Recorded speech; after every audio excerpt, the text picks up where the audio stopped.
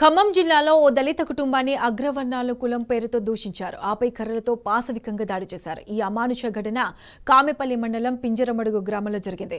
భూ వివాద నేపథ్యంలో గొడవ జరిగిందని బాధిత దళితులు చెబుతున్నారు. తమ భూమిని ఆక్రమించుకున్నారని, తిరిగి ఇవ్వాలని కోరితే మా నాన్నను కొట్టారని వాపోయారు. ఘటన గురించి పోలీసులకు ఫిర్యాదు చేస్తే పట్టించుకోవడం లేదని వివరించారు. తమకు న్యాయం చేయాలని ఆ దళిత కుటుంబం వేడుకుంటుంది. ఇదే అంశానికి సంబంధించి మరింత సమాచారం మా ప్రతినిధి సాంబశివరావు అందిస్తారు.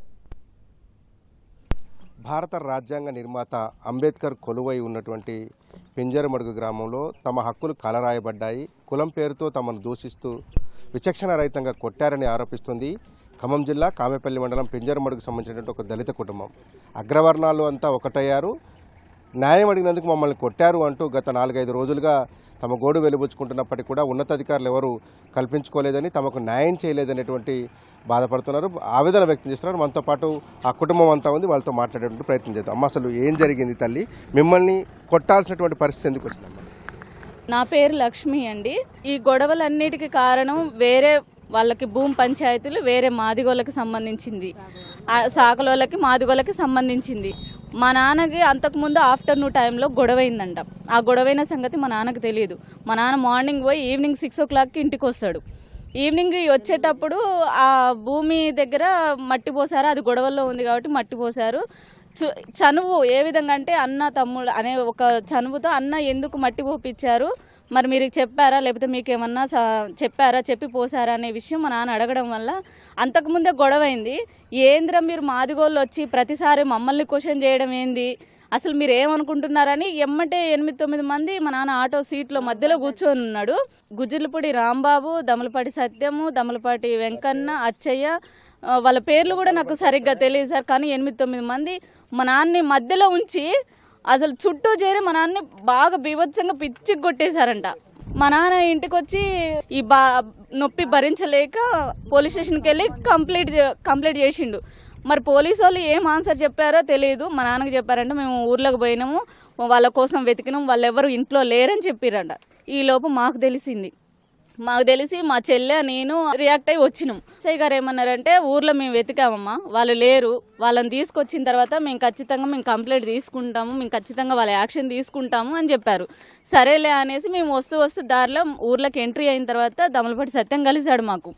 ఆయన్ని అడిగాము, ఎందుకు కొట్టారు మా నాన్న బూతి మాటలు తిట్టిండా, మిమ్మల్ని కొట్టిండా, ఎందుకు కొట్టారు మీరు ఆన్సర్ చెప్పండి అంటే మీ సంగతి నేను చూస్తా అనుకుంటా ఆయన మీకు ఆయనకి ఏం గొడవ జరగలేదు, కేవలం ఎందుకు కొట్టారని మాత్రమే అంతే అడిగాము.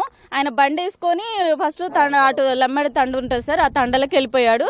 మేము ముందుకు వచ్చాము, గుజ్జర్లపూడి రాంబాబు గారు వాళ్ళ ఇంటి దగ్గరకు వచ్చినాం. వచ్చి మీరు బయటకు వచ్చి ఆన్సర్ చెప్పండి, ఇంట్లో ఎవ్వరు లేరు అంటున్నాం. గుజ్జర్లపూడి రాంబాబు ఇక్కడ ఇగో నన్ను కొడుతున్న చూడండి సార్, ఒకసారి ఇక్కడ కర్ర తీసుకొని నన్ను ఎలా కొడుతున్నాడు చూడండి. నేను దాచుకున్నాను ఇక్కడ, వీళ్ళ ఇంట్లోకి బురికి దాచుకున్నా. ఆయన కొట్టే దెబ్బలు నేను తట్టుకోలేక వీళ్ళ ఇంట్లో పోయి దాచుకుంటే కూడా నన్ను కొడుతున్నాడు.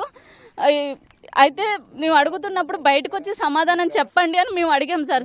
ఓన్లీ బయటకు వచ్చి ఆన్సర్ చెప్పండి, మా నాన్న ఏం తప్పు చేశాడు. అంటే అంతకుముందే 4-5 సార్లు మా నాన్న ఇట్లని ఇబ్బంది పెట్టారు సార్, కొట్టడము. మేము ఆటో నడిపించుకునేటోళ్ళం. మా నాన్న మేము చాలా పేదవాళ్ళం.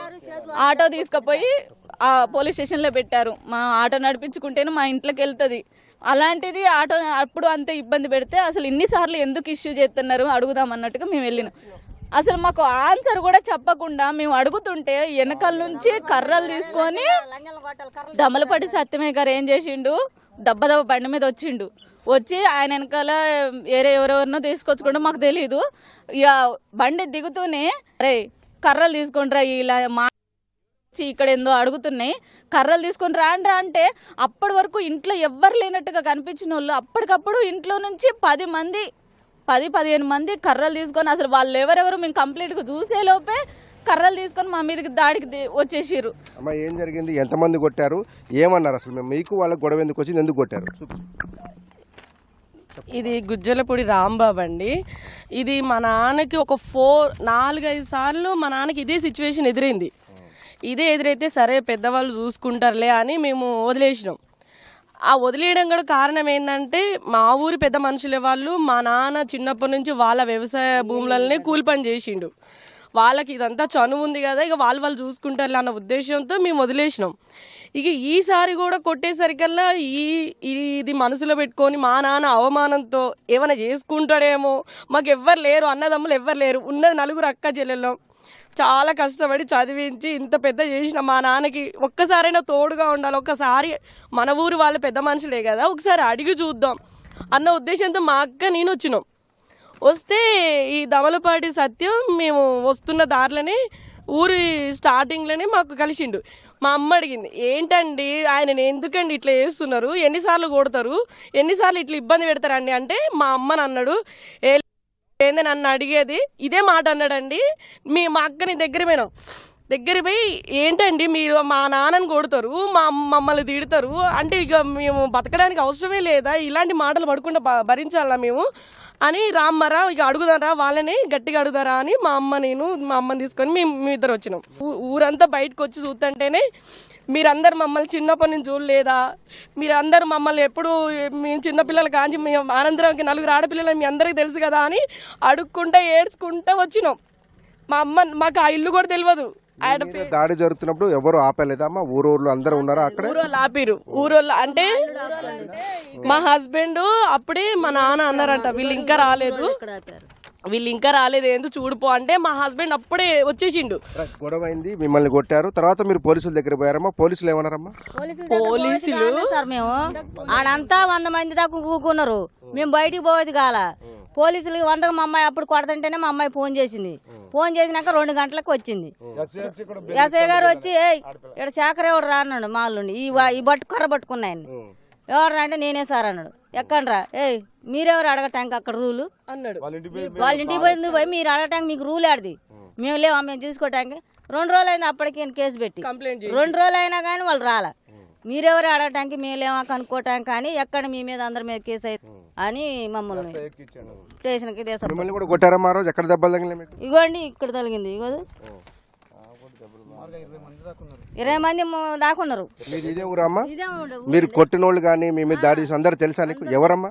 చిన్నంకయ్య, గుజిల్పూడి చిన్నంకయ్య, రాంబాబు, దమలపాటి సత్యం, దమలపాటి అచ్చయ్య, వంకాలపాటి సత్యం ఊరికొచ్చి మామూలు ఊరికిచ్చి కూడా బాధారు సార్. మేము అడిగిన నేరానికి ఇది న్యాయమా?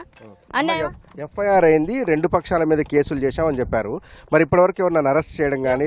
అరెస్ట్ చేయలేదు. వాళ్ళు మా ముందే తిరుగుతున్నారు, మా ఇంటి చుట్టూ తిరుగుతున్నారు. మాకు భయం వేసి మేము ఖమ్మంలో హోటల్లో రూములు తీసుకొని ఉంటున్నాం. ఖమ్మంలో హోటల్లో రూములు తీసుకొని వచ్చి ఇక్కడ మళ్ళీ పొద్దున్న ఇక్కడికి వచ్చి ఇక్కడ మా నాన్నమ్మని చూసుకొని మళ్ళీ సాయంత్రం అయినాక అడిపోయి మళ్ళీ పొద్దున్న ఇటు రాను. మా నాన్నమ్మ 90 ఇయర్స్. మీరు స్పష్టంగా ప్రభుత్వాన్ని కానీ ఈ జిల్లాకు సంబంధించినటువంటి 3 మంత్రులు కానీ లేకపోతే కలెక్టర్ కానీ ఎస్పీ కానీ చాలా మంది ఉన్నారు, ఏం అడుగుతున్నారమ్మా? ఏం కావాలి?